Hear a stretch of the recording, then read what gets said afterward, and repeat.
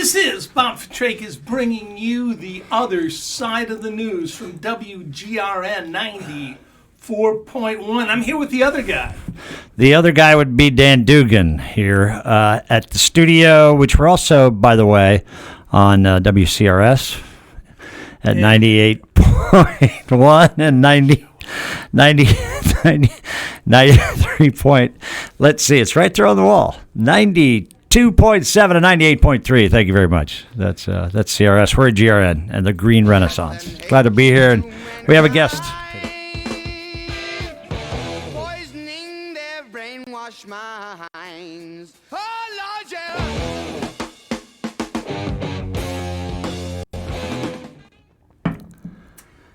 We've got Travis Irvine in the studio. No, Indeed. not Dr. Julius, but Travis Irvine. And again, he's looking very patriotic. I think that was Irving, actually, but hey, what do I know? I'm told we're all part of the same clan. Irving, Irvine, Irwin, Irvinetstein, all of them. Indeed.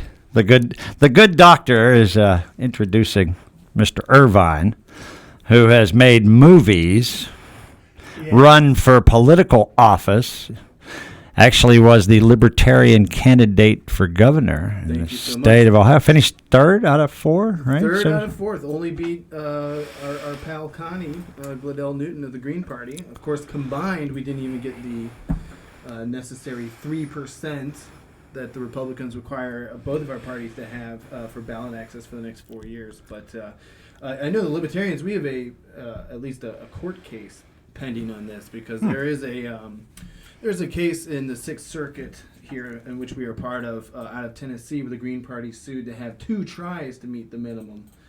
So, I believe, according to the letter of the law, the Libertarian Party gets one more chance in 2020 to hit that magic 3%. Of course, we might nominate Vermin Supreme for our presidential candidate, and he wears a boot on his head. So I don't know if we're A boot on his head.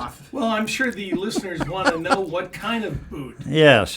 It's a Canadian boot, as in what is he talking about? It's there you go. Thank you, sir. I was hoping Here, I thought it it- was a Nancy Sinatra boot. I thought it was from right here in Ohio, the Rocky boots, Is but Nancy still rocking? I don't even know if Nancy's still alive. I believe she is. All right. Yes, she Yeah, plays you'd Vegas. know that She because plays Vegas. She played Stashes at She's one a point, she's right? a big acting. Yeah, she played Stashes Okay. twice. What? Once as an opener for Frank, of course. Dan Yeah, Dougan right. broke her. No, this is not true. So yeah, I did. Yes, sure.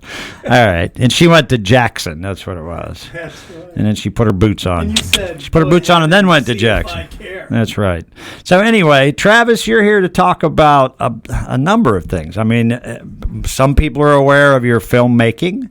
We've started talking about your political career. And I know you have a lot on the plate ahead of us. So where would you like to start? Well, I guess this is the first show where I'm back after the governor run, so we Yes. can kind of recap that. Guess it is. I know we already touched on the fact that both the Green Party candidate, Connie Gladell Newton, and myself as the Libertarian Party candidate had to get that magic 3%. I got 2%. Well, you said the Republicans require that. I'm not sure I understand This it. was a Republican scheme back in 2013. Okay. Well, because the Libertarian candidate was showing 6%, Right. drawing heavily from John Kasich, so they immediately outlawed every political minor party on the ballot, and there were 4 at the time: Right. the Constitutional Law, the Socialists, and the Greens and the Libertarians. Yeah, and they made that magic 3% requirement, knowing full well that really, at least with the Libertarians, their closest competition. We always come in a distant third, but nonetheless, we've never actually had a governor candidate get more than 2%. We did have Gary Johnson got 3% in 2016 here in Ohio, but because of the law, he was on the ballot as an independent that year, and his results did not count towards the Libertarian Party, despite the fact that he was on the ballot as a Libertarian everywhere else. I would be remiss if I didn't point out I ran with Anita Rios for our gubernatorial candidate of the Greens, 2014. and we got 3.5 3-4%. And Was that not the highest at that point in history? I or- think it's close to being the highest in at least the post-war period. yeah, I checked. I went through the history and third-party candidates for governor. Didn't usually. I think someone in the '90s did very like a Reform Party or something like that. But Yeah, because of that would make sense. yeah, Ross Perot's Ross Reform Perot's, Party. yeah. And, Right. And I will say, I and a lot of libertarians voted for the Rios Fitrakis ticket just to spite the. Well, I can't say it on the air. The probably. powers that be? The powers that be, shall we Yes. call them? Yeah, we could say a-holes. Let's take a good. look at the key point, I think, is the debate. So what's it like to watch the debate and see, 20 candidates, Right. 10 and 10, each getting their sound bites when essentially you were forbidden from news organizations and nonprofits from being included in the debate. Right, myself and Connie. And let's face it, this happens to libertarians and Green Party candidates every 2 to 4 years when it's a partisan race, especially when it's a big one like Senate or Congress or governor, and especially with president. I mean, with Gary Johnson, it's the same deal. You have the Commission on Presidential Debates that was set up after the Perot debates were so successful for Perot in '92. And essentially what this organization does is they are all funded by huge corporations, and they are given the task of organizing the presidential debates every 4 years, but they only allow in candidates who are polling at a certain amount. I believe the requirement for Gary Johnson in 2016 was 15%. Wow. But they didn't even tell us what polls they were using. I mean, some polls did have Gary Johnson at 15% before the Aleppo incident, of course, which he does now know where that is. It's a township Yes. in Pennsylvania, I'm pretty Right, sure. yeah. Sure. But in 2016, you saw that, and of course, they followed suit with us here in 2018. The powers that be, again, here in Ohio, nonprofits, big corporations, big media, I think you could say, here in Ohio, basically formed something called the Ohio Debate Commission. So they followed the federal. That's right. They appointed themselves. Right. They basically followed the federal roadmap on this. And essentially, I remember we were very excited. There was actually a poll from Innovation Ohio in early September, showed me at 6%. A lot of us were thinking the requirement would be 5% to get into the debates, because that's what it was in 2010 when I ran for Congress. Mike Thompson, the news director over at WOSU, told me that I need to be polling at 5% in an independent poll to be allowed into the WOSU debates in 2010. A Democrat poll showed me at 10%. So that didn't count, and I wasn't allowed in those debates in 2010. And sure enough, after the Innovation Ohio poll came out in 2018, showed me as a Libertarian candidate at 6%. The next day, literally the next day, the Ohio Debate Commission announced that the requirement to get into the debate would be 10%. Well, when I ran for county prosecutor in 2016, one of my staff people called up Colleen Marshall and said, "Well, why doesn't your channel or the spectrum?" And to be fair, they do scan the spectrum from A to B and back. Says, "Why didn't you have Fitrakis?" He said, "Well, he needs 5% in the poll." But there were no polls. There's And no of polls course, for county I got prosecutor. 6 actual percentage points. That's right. Well, 34,000 votes on the Black Lives Matter ticket, and I was excluded. So the hottest political issue of the day was kept off the debate stage, and 2 candidates, Zach Klein and Mr. Ron O'Brien, dedicated to avoiding that issue, were allowed to do so. Of course, and I believe your 6% determined the race as well, didn't it? Well, many people say that. Zach Klein lost by 17,000 votes. I got 34,000. And again, as a political scientist, I think I drew not from Ron O'Brien and the Republicans, but from Zach Klein and the Black Democrats.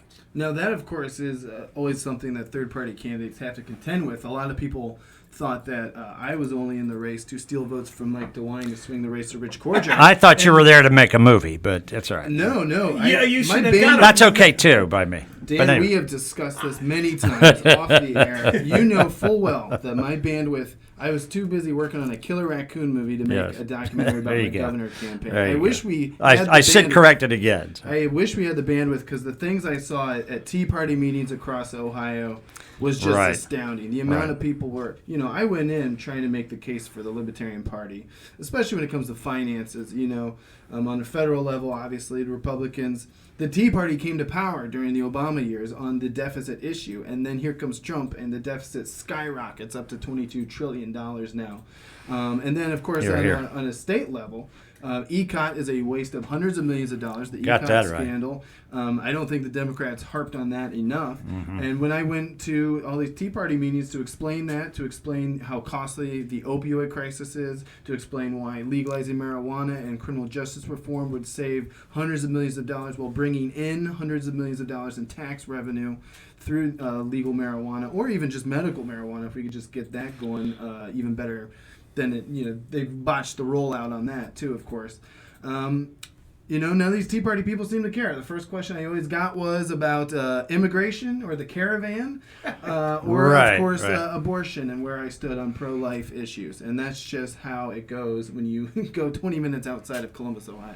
Right, and now they also, in addition to all those extra expenses, they want us to fund the nuclear industry again. Right. So that is, and you'll see. continues. We believe in the free markets. We're Republicans, and by the way, By we're the going to way, bail out the yeah. nuclear industry. And of course, as your friend Harvey Wasserman has pointed out, a lot of that bailout money just goes to the CEOs. It doesn't even go to the workers who are about to lose all their jobs. It goes to the big head honchos in the boardrooms who are about to lose their multi-million-dollar salaries. A little crony capitalism, as J. Kenneth Blackwell wrote about. Right, of course, your old buddy Blackwell. How's he doing? How's his mistress doing? Are we allowed to say that on the air? Sure, why not? I don't think you swore. Oh, good. Yeah, mistress. Mistress is only a bad word in some parts of Ohio. Right, yeah. Well, I've heard that. J. Kenneth Blackwell. One of the few things I've ever agreed with him upon is the crony capitalism that is the nuclear bill. But a lot of other things are happening out there. And I thought you were running with a cattle prod to keep Mike DeWine away. Right, yes. When he was campaigning. Yeah, well, you mentioned the debates earlier, and we can get back to that. In terms of the one time I was in the room with Mike DeWine and Rich Cordray was at the Cleveland.com editorial board meeting. I believe Connie did her meeting with them separately, but they did want all the candidates to come in together. In that particular debate, I guess, or just meeting, I guess you'd call it, Mike DeWine wouldn't shut up. That man would just give the longest, folksiest sounding answers that were just full of nothing. Gee Willikers. I know, and it was so Okay. so Dang it. mind baffling. And Rich Cordray, you could tell, was frustrated, and I was just trying to get a word in edgewise whenever I could, because these guys were arguing like an old married couple. I remember, I was sitting, And they are. and they kind of basically. are in a way. But Cordray kept trying to buzz in, and he didn't have a buzzer. This isn't Jeopardy, Rich. That's Sorry. He kept hitting his snooze button, I believe, which is also what his He supporters... phrased all his answers as a question. Right, though, because he's like if a snooze button became a person, basically. Absolutely. That's how Yeah, boring he was. pretty exciting. But I remember all of us were sitting there, and they kept arguing about the rape kit issue. When they were both attorneys general, they were both faced with this issue of untested rape kits, which is a serious issue. But they both made it better. But DeWine's campaign kept pinning it on Cordray. Cordray kept saying, "Hey, you just took my idea and made it better." And by the end of the meeting, they were arguing about it so much that I had to, at the very end, at the last bit of my time, I made them shake hands and say congratulations for improving the rape kit issue, making it better for the women of Ohio. They reluctantly shook hands, and I looked at the editorial board of the Cleveland.com paper and said, now if I could do that, just imagine what I could do in the state legislature. And sure enough, the line killed, and it was the only thing that went right for us during the entire campaign. But that's what happens when you allow more people on the debate stage than just two, I can't say it on the radio, but, they're A-holes? Yeah, I guess. Right. Yeah, we can say that. But we've got some Said good it once. media. Say There's it again. Ann Fisher, Two Sides Considered, Dems and Republicans. Yeah, that's another show that she just didn't invite myself or Connie on at all. I mean, I remember she had Cordray on and DeWine refused to come on. So it wasn't even all sides. It was one side. One side considered. And it was the same with all the media, whether it was, except for Cleveland.com, who was, again, they were good on covering us, and they allowed me into that meeting. I thought that was huge. But beyond that, it was just kind of the token last paragraph in any newspaper article from the Dispatch. And Just also libertarian. there's a Libertarian candidate Yes, also running is what. And then they began, you were just hoping they'd call you Raccoon Man. Right. Well, anyway, we're going to get there, but speaking of sides, we're on the other side of the news on WGRN and WCRS.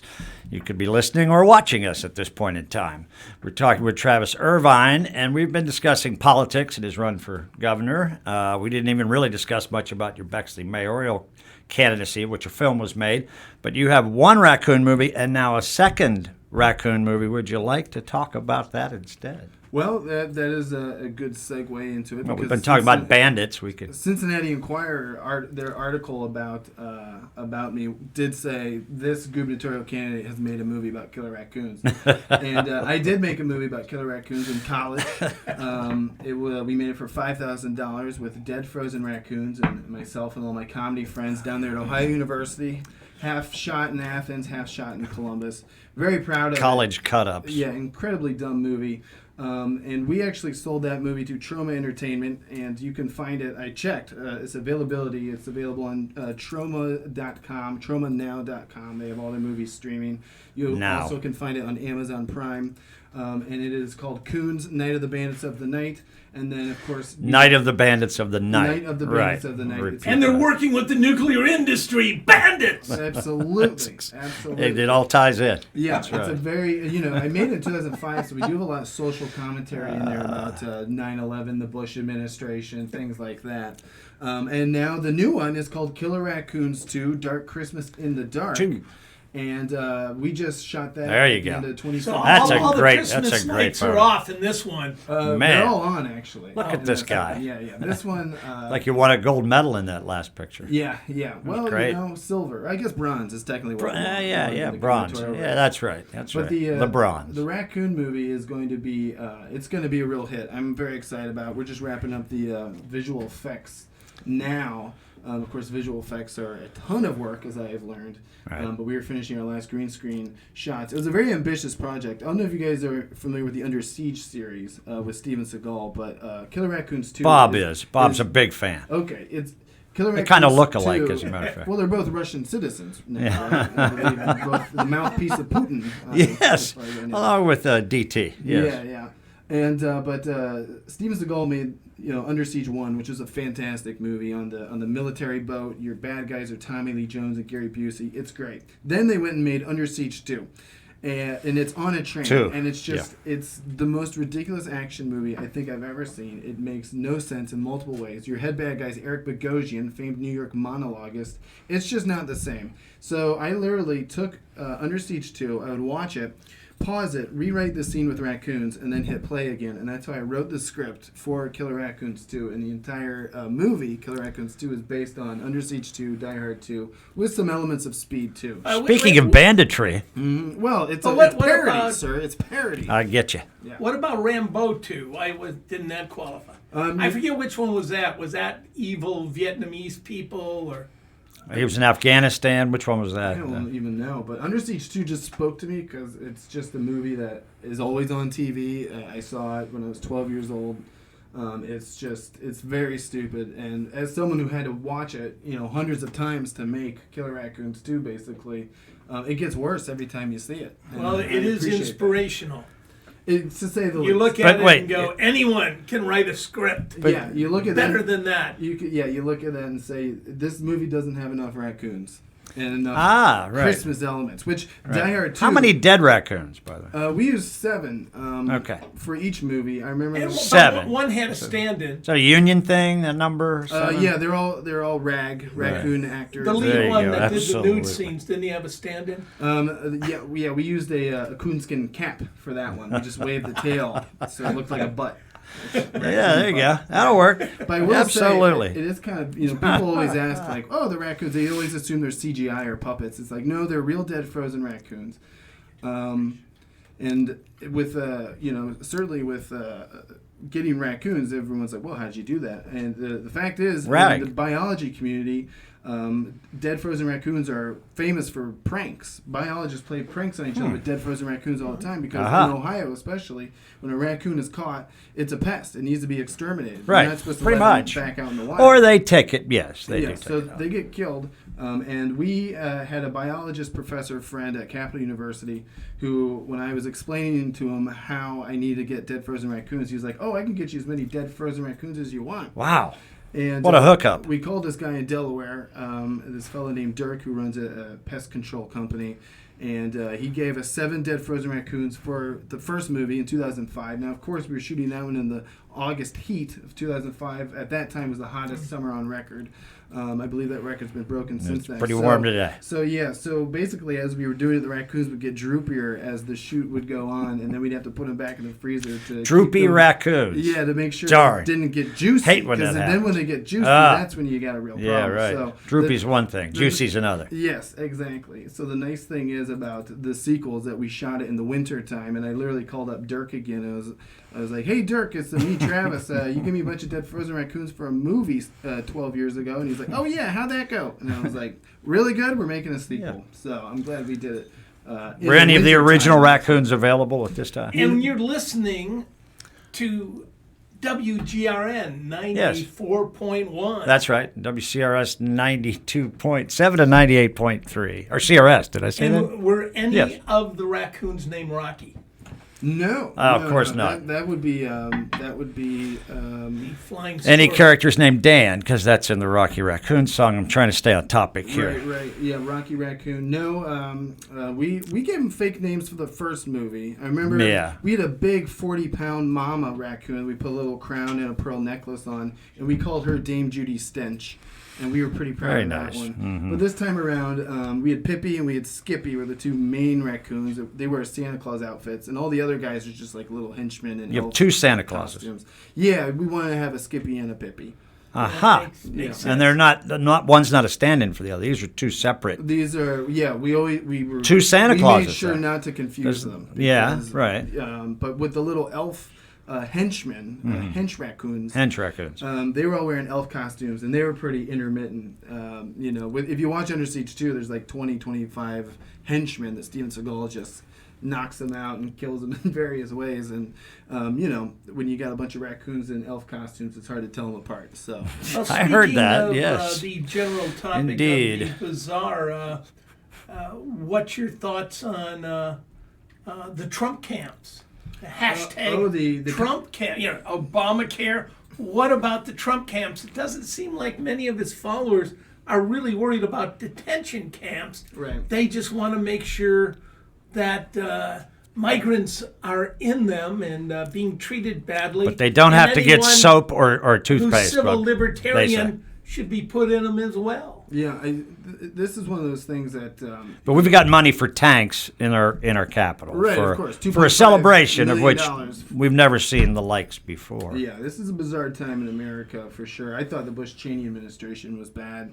Of course, They were. To Trump's credit, he hasn't started a war Twice. yet. So, I guess he's got, a couple more months. Well, he has common sense. That's why he or didn't something. start the. I don't know what. Well, Well, he said that. He I likes the guys he would go to. He likes dictators. Right, he likes all the, but he wants to go. Takes And one to know and one. He pulls back. He's got a little isolationist impulse. But Mm-hmm. he likes to toss the the red meat out there. Fire Right. and fury, as he likes to call it. He'll just bust out with those now and then. No, look, and that's it's another good way to distinguish between libertarians and other conservatives. Is I don't understand who wants their taxpayer dollars going to this stuff on the border. These things are costing millions of dollars, if not billions of dollars. I mean, sure, border security is a okay thing to have in a country, but you do need to have an immigration policy that allows good people. Yeah, there to are just get in borders. on their Yeah. on their merits.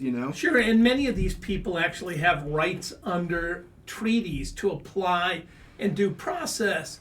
Is usually the borders, and I'm not defending Obama or the Bush administration or the administrations prior to that, but usually you focus on really evil illegal immigrants, Right. like people that are a threat to your community, not some poor father with a small child, Right. desperate And- because we backed dictators during the Cold War And poured billions of dollars into Central America and left it heavily armed.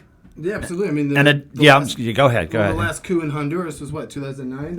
Under Obama. Yeah, it was Obama and Hillary Clinton. That was their coup. Well, in addition, in the newest census, of which is occupying the news the last few days, if you don't count these people, then there's no funding for them. Mm-hmm. And in the meantime, Trump was saying that he may just sign an executive order. Can he do that, Bob, is my question. Do you think he can sign an executive order to go ahead and put the question in the census? I think he can. The question is whether the the court already turned him down, but well, in this case, whether it'll go up to the Supreme Court.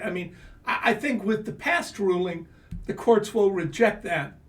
Out of tradition, you count everybody because it does go down to apportionment, Right. And taxation. Right. So the size of your congressional district, it's really going to hurt the urban areas.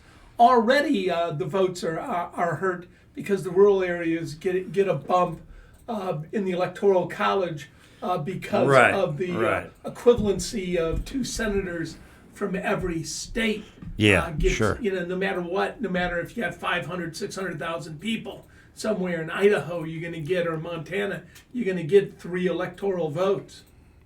And the census obviously helps determine that, right? And so in this case, basically they get 2 thumbs on the scale. So they want this too. But again, do you think he can do an executive order to put the question back in the census? Unified theory of the president, the people he's listening to, tell him he can do whatever he wants. Yeah, pretty much. And then it's up to the Supreme Court to declare it unconstitutional. Yes. Right?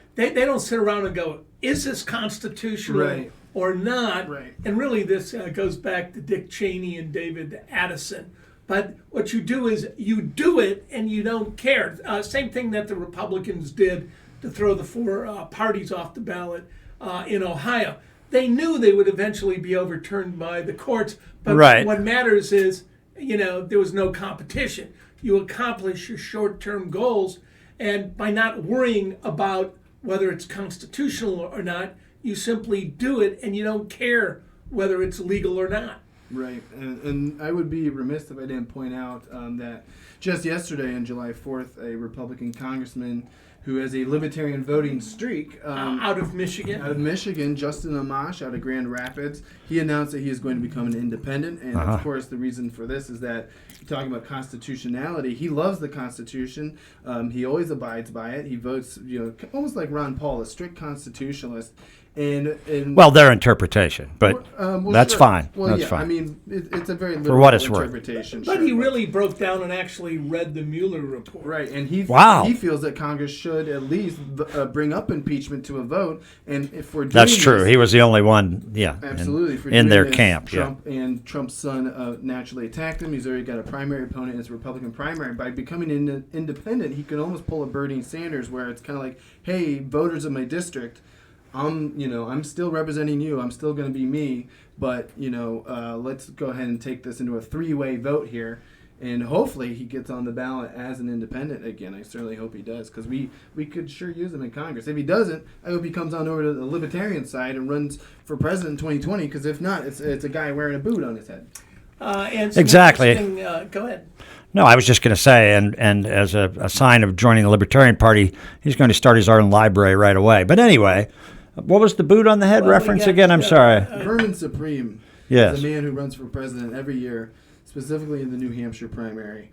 And every year he comes to the Libertarians to try to get our presidential nomination. He always gets at least 1 vote, but now there's actually a contingent really working hard because Bill Weld, who's Gary Johnson's VP candidate in 2016, I think he was pursuing the presidential nomination with the Libertarians and decided that would be fruitless, and his time and energy is better spent trying to primary Trump.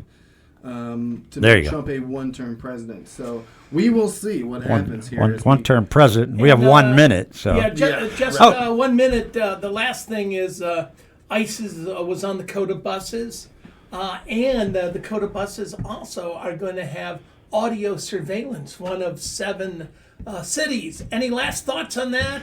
I don't know about Travis? that. Good thing I just got my driver's license. And aren't you at Mad Lab tonight, by the way? Yeah, come see my show at Mad Lab. Yeah, there you go. This Friday night, Saturday night, 8 p.m. Fear and Loathing in I knew Ohio. there was something the else. political runs of Travis Irvine. You hear me recap everything and see some of our fun videos. As He's well. not busy All enough. right, in the These tradition kids, of I Hunter tell S. you. Thompson, we're done here on WGRN. Thank you, Travis. Toodles. Thank you, other guy. Yep, that's me. All right, Mike's dead. Excellent. Good job, guys. Great job. That was great. Yeah. A lot in it. We did. I don't think try we to were able to straighten go out around. live in there. I think they encountered a problem, but this couldn't recording help. did pretty well. So as soon as the credits that? run, I'll hit stop. Oh, We're did good. they get the radio? I don't know. I'm There was a afraid missing probably server, is what they were saying. Yeah, something on the radio I could have side. gone over it. Missing server? Cleared up the With the white plates.